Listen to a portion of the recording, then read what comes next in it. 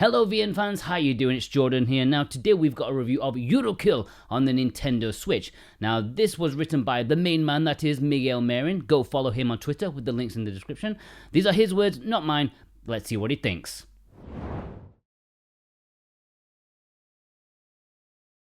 Mixing a shmup, visual novel and some puzzle solving isn't the type of game you see released every day, but that's exactly what Izanagi Games tried to do with Yurukill, the Calumniation Games. It's certainly an ambitious idea and one that could lead to something quite special, but did this combination end up being the next culmination of gaming, or should you stay one credit clear of it? Thanks to NIS America for providing the review code. Let's move on to the review. This is available digitally and physically, and if you want to purchase it, then consider using the links in the description and the pinned comment. If you purchase it from there, you can help support VN Paradise. And of course, subscribe. It will be the best thing you do today, I promise. The game begins when Sengoku wakes up in a prison cell. He was originally jailed 10 years ago after being accused of an awesome crime that he states he never committed. But this cell he now finds himself in is completely foreign to him. He quickly realizes that he is not alone, as a group of other people with similar criminal backgrounds have also woken up in this strange place, just as confused as himself. Turns out they have been gathered, i.e. abducted, in Yurukill land to participate in and survive a variety of deadly attractions. To further raise the stakes, all the prisoners are paired with a so-called executioner, who at any time can press a button that will activate a collar each prisoner is wearing, which will stab them with a deadly poisonous needle. Before the games actually begin, Sengoku receives a mysterious letter in his cell from someone claiming to be the true culprit behind the crime he was framed for. He will now have to make it out alive if he ever wants to know the truth. Yurukill undoubtedly starts strong. It has a premise that wastes no time with unnecessary filler, nor an overly long introduction. As such, it is very easy to get hooked straight away. This strong premise is also reinforced by the characters themselves. While I wouldn't call them particularly original or memorable, the way they are paired together creates some really interesting chemistries, which often leads to tense moments when things go inevitably sour. It's in these scenes when the story is truly at its best, giving noticeable weight to the character development in the process. Out of all the characters, however, it is Binko, the game's presenter so to speak, who ends up stealing the show by a wide margin. She is an amusing, unpredictable goofball who's pretty much always entertaining, in large part thanks to her voice actress, who did a fantastic job in giving this character the charm and charisma she consistently oozes. On the other hand though, the general structure of the story leaves something to be desired. During the first half or so of its roughly 12-hour runtime, it basically repeats the same plot beats, albeit from different characters' points of view. While I respect how it wants to better flesh out each participant's background story, a bit more variety would have been welcomed.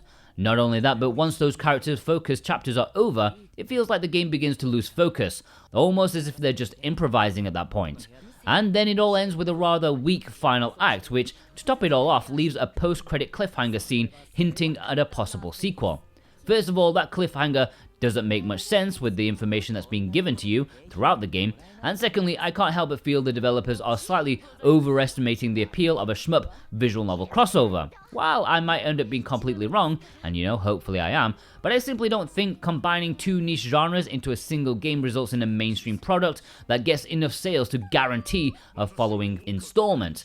As it stands, the ending only gives a conclusion to the character arcs, leaving most, if not all, bigger questions completely unanswered.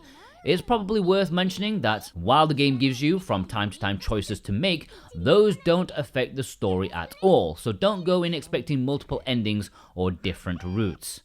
Moving on to the gameplay, it's essentially divided into two, the puzzle and shmup portions. Starting with puzzles, they are your usual escape room style affair, where you're given a riddle that you need to solve if you wish to progress to the next room. These are somewhat inconsistent in regards to their difficulty. There are decently challenging ones, others that are slightly nonsensical, and then there are some that feel like they were made for a 5-year-old. Regardless, they are never too frustrating, and if you ever get stuck, you can always rely on the hint system to help you find the answer.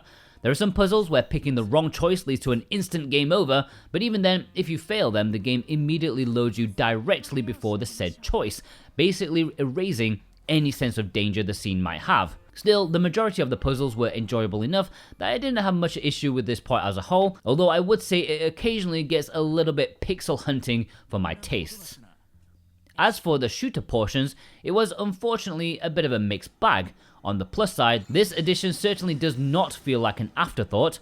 Right from the start, you're greeted with a plethora of tutorial menus showing all the scoring and general gameplay mechanics. It's clear they wanted to make a proper shmup with enough complexity to satisfy veterans of the genre, and there are some nice touches here and there, such as an adaptive difficulty that goes up or down depending on your performance. Of course, the game allows you to pick from 3 difficulty settings: easy, normal, and hell. I played through the story on normal, and it felt just the right amount of challenge. Some stages also have thematic enemies and backgrounds which are meant to reference something that happened during the story, like for example one background being a city engulfed in flames and a stage themed around a character that had a traumatic experience with fire. These, however, are somewhat sporadic, with the majority of enemies and backgrounds being rather generic. This shmup section has a total of 7 stages, one for each chapter of the main story. The stages themselves are divided into 3 sub-stages, at the end of which there's the main stage's boss waiting for you. These bosses will have slightly different attack patterns depending on the sub-stage that they're in, though most of these are closer to variations instead of being completely new moves. I also felt some of these boss attacks were relying on gimmicks rather than presenting interesting bullet patterns. Things like slowly moving down the screen to punch you, or it's setting turrets that will target you. In my opinion, these only slow down the tempo of the fight, since you are forced to focus on something else outside of chipping away their health bar. Plus, having to fight the same boss 3 times in a row does get repetitive, and the meager variety in their attacks simply wasn't enough to remedy this. When it comes down to the actual mechanics, it's not as overwhelmingly complex as it might seem at first. Basically, you have a meter that builds up as you shoot enemies down to collect the scoring points they drop. Once you reach 20%, you can use it to deploy your bomb or a more powerful shot that can also be used to block enemy shots. You can also use these attacks to uncover hidden extra lives around the stages, which was a fun side activity. In addition, if you're playing on easy or normal and have reached that 20%, when you get hit you release an auto bomb saving your life. Although you don't want to spam and waste these attacks, as the higher the gauge is, the more powerful these attacks become, with the bomb at 100% being absolutely devastating, maybe overly so. I'm probably not that qualified to talk about the game balancing in a shmup, but I don't think a bomb attack should be able to one-hit kill an entire boss's health bar. Thankfully, those health bars are phase independent, so it's not like you can kill the boss in one shot. And of course, keeping the meter at 100% isn't the easiest thing to do when the difficulty is set at high, but it's odd how you can just straight up skip an entire phase if you want to. There's also one boss that can be easily exploited since he uses minions whose projectiles can also be shot down to further fill up your meter. Despite these complaints, I would still say that the shmup mechanics in and of themselves are decent enough. Certainly not on par with the greater shmups available out there, but still competently made. It's in the incorporation with the visual novel elements when things begin to sort of fall apart. As far as the positives, I did find a fun idea how the game shortly quizzes you before a stage with questions regarding what happened during that chapter. Answering these right grants you more lives for the stage itself. It's brief, to the point, and a solid combination between the 2 genres.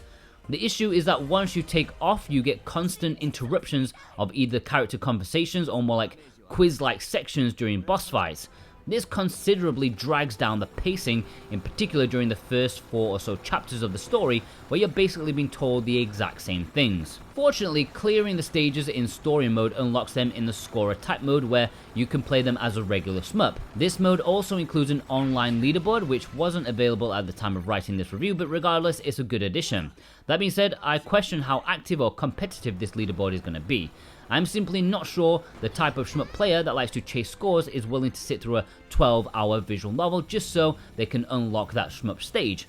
There's also the issue with the shmup's length. I did a 1cc run on easy to see how long it would take, and if you add some extra minutes since I was breezing through it, a regular run would last around an hour and a half, which is around double the time most arcade shmups out there would be.